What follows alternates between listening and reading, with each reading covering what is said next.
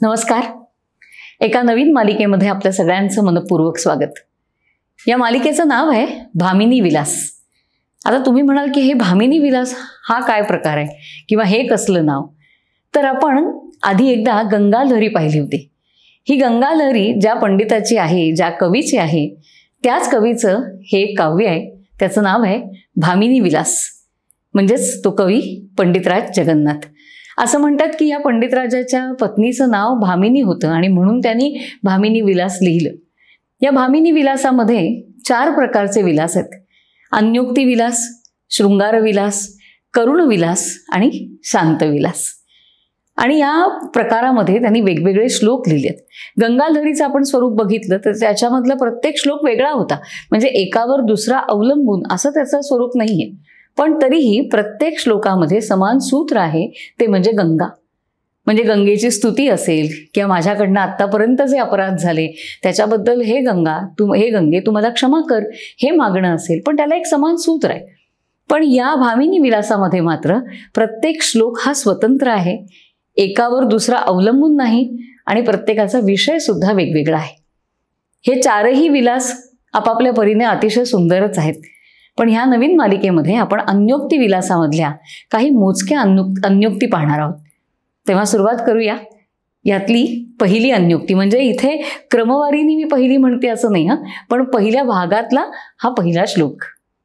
श्लोक असा आहे: ऐदरदरविन्दस्यन्दमानं मरन्दं तव किमपि लिहन्तो मंजुगुञ्जन्तु भृङ्गाः दिशि दिशि निरपेक्षस्तावकीनं विवृण्वन् परिमलमयमन्यो बान्धवो गन्धवाः. मालिनी वृत्तातला हा श्लोक अतिशय सुंदर अर्थ सांगणारा. आता ह्या आपण ज्या बघणार आहोत त्या सगळ्या अन्योक्ती आहेत. अन्योक्ती म्हणजे आपल्याला सांगायची गरज नाही, आपण सगळे श्रोते जाणकारच आहात. अन्योक्ती म्हणजे लेकी बोले सुने लागे.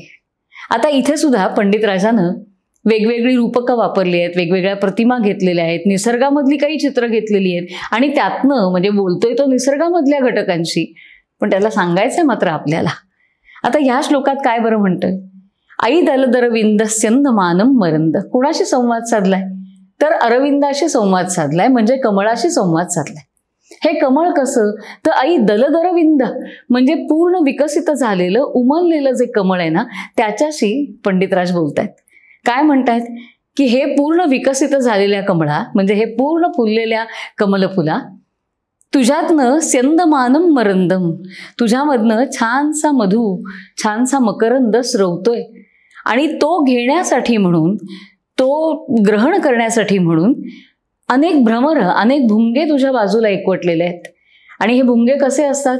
शांत बसला तर तो भुंगा कसला, आणि म्हणूनच हे भुंगे कसे? तर मंजू गुंजंतु भृंगा. हा अतिशय गोडपणे गुणगुण करणारे, अतिशय गोड असं गाणं म्हणणारे हे भुंगे तुझ्या अवतीभोवती जमलेले आहेत. तव किमपि लिहंतो मंजू गुंजंतु भृंगा. हा असे ते सगळे भ्रमर तुझ्या बाजूला जमलेले आहेत आणि ते गोड गाणं म्हणतायत. हो हो, तुझ्याबद्दलच बोलतायत. एवढा छान मकरंद त्यांना मिळतोय, नक्कीच ते तुझी स्तुती करत असतील. पण कमळा, या भुंग्यांनाच फक्त पाहू नकोस हं. या भुंग्यांच्या पलीकडे पण कुणीतरी आहे जो तुझा खरा हितचिंतक आहे. कोण? दिशि दिशि निरपेक्षस्तावकीनं विवृण्वन् परिमलमय मन्य बांधवो गंधवाः. आणखीन कुणीतरी आहे जो खरा तुझा हितचिंतक आहे, जो काहीही न बोलता आणि तुझ्याकडनं त्याला काहीही घ्यायचं नाहीये, असा तो जो कोणी आहे ना, तो तुझा परिमल घेतो आणि तो परिमल, तुझा तो सुंदर वास, तो सुगंध, तो सुवास दिशी दिशांमध्ये पसरवून येतो. असा तो तुझा आणखीन एक मित्र आहे, त्याच्याकडे दुर्लक्ष करू नकोस हं. कोण आहे हा मित्र? तर तो आहे गंधवाह. गंधवाह म्हणजे गंध वाहून नेणारा, अर्थात वारा. काय सुंदर विचार आहे की जे बोलत असतात आपल्या अवतीभोवती त्यांच्याकडे आपलं लक्ष कायम जातं. पण आपल्या आयुष्यामध्ये, आपल्या जीवनामध्ये अशी काही मंडळी असतात की काहीही बोलत नाहीत, पण तरीही शांतपणे आपल्या हिताचं काम करत असतात. पण बऱ्याचदा ती अबोल असतात, त्यामुळे त्यांच्याकडे फारसं आपलं लक्ष जात नाही. आणि म्हणून इथे कमळाला सांगितलंय की तुझ्या भोवती भुंगे आहेत, ते बोलणारच आहेत, पण म्हणून तू फक्त त्यांच्यात अडकू नकोस, तर त्या वाऱ्याकडे सुद्धा कधीतरी बघ. किती सुंदर विचार मांडलाय की आपल्या आयुष्यामध्ये जी जी माणसं आपल्या जवळ आहेत त्या प्रत्येकाकडे आपण थोडं थोडं लक्ष दिलं पाहिजे, आणि विशेषत्वानं जे अबोल आहेत त्यांच्याशी विशेषत्वानं संपर्क साधला पाहिजे, त्यांच्याकडे विशेष लक्ष दिलं पाहिजे. किती सुंदर श्लोक आहे ना. आणि त्याच्यामधला म्हणजे काव्य म्हणून जर बघायला गेलं तर त्याच्यामधला अनुप्रास किती गोड आहे. मंजू गुंजन तू भृंगा, हा म्हणतानाच ते भुंगे गोड गातायत हे आपल्या लक्षात येतं. किंवा गमतीचा भाग असा आहे की याच्यामध्ये वारा, याच्यासाठी आपल्याला जे शब्द माहिती असतात म्हणजे पवन आहे, अनिल आहे, समीर आहे, हा कुठेही वापरलेला नाही, फक्त गंधवाह म्हटलेला आहे. गंध वाहून नेतो तो, म्हणजे हा पण एक वेगळा प्रकार आहे बुद्धिमत्तेचा, किंवा काय म्हणू काव्यामधले जे एक बुद्धिमत्ता असते, एक चातुर्य असतं, त्यातला हा पण एक प्रकार आहे. मला आठवतोय असाच एक श्लोक मेघदूतामध्ये आहे. म्हणजे मी आमच्या जोशी सरांकडे मेघदूत शिकत होते तेव्हा त्यांनी त्या श्लोकाचा अर्थ मला सांगितला, पण प्रत्येक शब्दाचा अर्थ नाही सांगितला. श्लोकाचा गोळाबेरीज अर्थ सांगितला आणि मला म्हणाले की आता शोधा बरं याच्यामध्ये वाऱ्याला शब्द कुठला. कितीतरी वेळ मी तो श्लोक डोळ्याखालनं घालत होते, पुन्हा पुन्हा अर्थ लावत होते, अन्वय पाहत होते, पण मला वाऱ्याला शब्द मिळत नव्हता.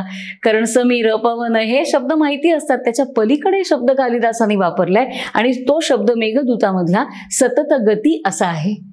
काय सुंदर शब्द आहे. थांबला तो वारा कसला, जो सतत वाहतो तोच वारा असतो, आणि म्हणून त्याला तिकडे कालिदासाने सतत गती म्हटलंय. आणि तसं इथे जगन्नाथानं नेहमीचे शब्द न वापरता गंधवाह असं म्हटलेलं आहे. गोड बोलणारी माणसं खूप असतात आणि ती अगदी मोठ्याने आपलं सगळं व्यक्तही करत असतात. आपल्याला विदुर नीतीमध्ये सुद्धा म्हटलं ना की सुलभाः पुरुषाः लोके, कसं सततम प्रियवादिनः.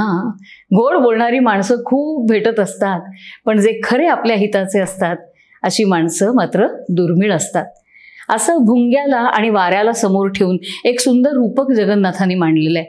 आणि फक्त ते मांडून तो थांबला नाहीये, तर आपल्याला सुद्धा या दोन प्रकारची माणसं आपल्याही अवतीभोवती असतात याची कुठेतरी जाणीव करून दिली.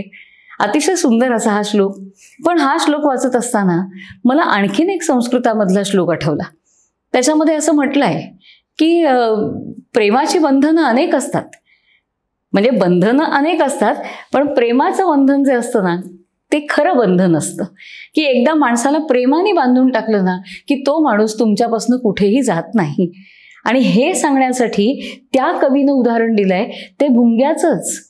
पण इथे फक्त गोड बोलणारा भुंगा त्या कवीला अभिप्रेत नाही, तर तो असं म्हणतोय की संध्याकाळ झाल्यानंतर, कमळ मिटल्यानंतर तो भुंगा त्या कमळ कोशामध्ये अडकतो.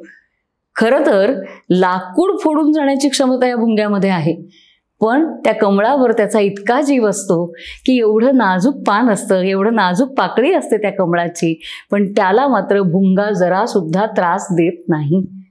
हाच भाग ज्ञानेश्वरीमध्ये आपल्याला दिसतो. जैसे भ्रमर भेदी कोडे, भलतैसे काष्ठ कोरडे, परी कलिके माझी सापडे कोवळीये. त्या कोवळ्या कळीमध्ये भुंगा कोवळा होऊन राहतो. आपल्यामध्ये लाकूड फोडण्याची क्षमता आहे हे सुद्धा तो विसरून जातो, इतकं त्याचं त्याच्यावरती प्रेम असतं, असं त्या श्लोकामध्ये म्हटलं. पण जगन्नाथ मात्र आत्ता तो भाग घेत नाहीयेत. ते फक्त एवढंच सांगतायत की गोड बोलणाऱ्यांकडे लक्ष आपोआप जातं. गरज आहे ती जी माणसं अबोल आहेत त्यांच्याकडे सुद्धा लक्ष देण्याची.